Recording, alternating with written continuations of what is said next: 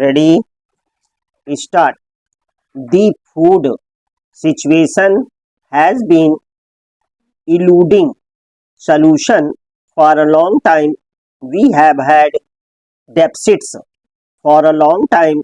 We have had to import 3 to 5 million tons a year in a country which has about 300 to 320 million acres under crop each year, where 66% of the population at least is engaged in active agriculture. This sharp shortfall should not have been there. It is a challenge to us. It is a challenge to the whole population. It is a challenge as well to Shri Bhupesh Gupta, to the patriotism of this party, to people who say that unnecessarily a scare should not be created, and it is then burden duty to see that they help in the process of increasing agricultural production, food production. It is a challenge not only to the government, it is a challenge to the people as well. This a challenge to our intelligence. It is a challenge to the intelligence of the government department. It is a challenge to the efficiency of the ministries. It is a challenge to the patriotism of the people as well. He have to accept this challenge. After all, you cannot go on continuing imports from foreign countries for a long time. Imports may not be always to our disadvantage, as I am going to show.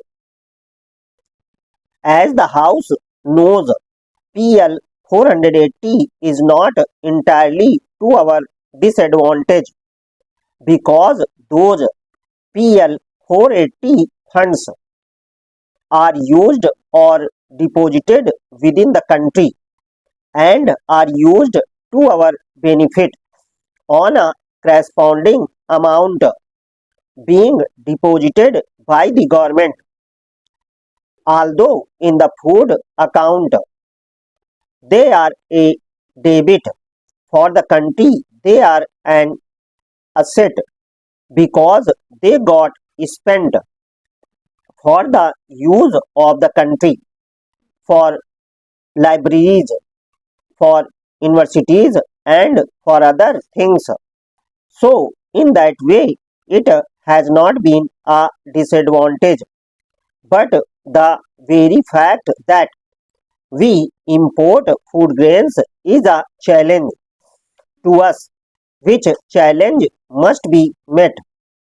There was in 1989, I think, a Ford Foundation team which went into this. They called it a crisis, a food crisis.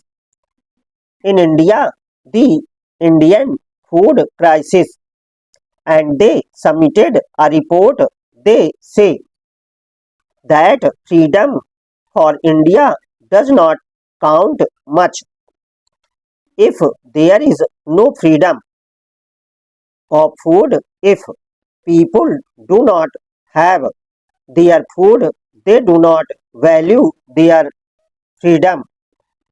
As the House knows, the Prime Minister sent out a circular to all the states 2 or 3 years ago, requisiting that the portfolio of agriculture in the states should not be neglected. It should be entrusted to an important minister. I think the National Department Council considered this question and they said that as far as possible, the chief ministers in the state should handle the portfolio themselves, and then they have started a food production board in the cabinet itself. At the center, and the National Development Council has decided that an agricultural production board should be started in each state with the chief minister as the chairman, and an agricultural production coordination committee or board should be started in each state with the chief secretary as the chairman. They have started an agricultural machinery board for supplying machinery. They have taken many steps in addition to the normal measures. The government have been doing their very best in this regard, but with all that has not kept up with the targets. In the first 2 or 3 years of the 10th plan, and we doubt very much the progress and achievement of the ninth plan could be kept up in the 10th plan as well, unless earnest and vigorous attempts are made. I wish to throw out my own suggestions in this regard. They may not be very pleasant, but I wish to be excused because I am speaking from experience. Madam, the first thing is that so far as the producing agency is concerned, its voluntary interest and its enthusiasm must be won. For instance, in industrial labor relations, we go out of the way to invite labor and give it even participation in the management and to do everything for labor. This is just to see that the industrial relations are good and the industrial output will be increasing day by day. Should we not show some consideration for this producing agency, namely the farmer? Mr. Thomas has shown how agricultural products, even today, even at these increased prices, are not paying to the agriculturist.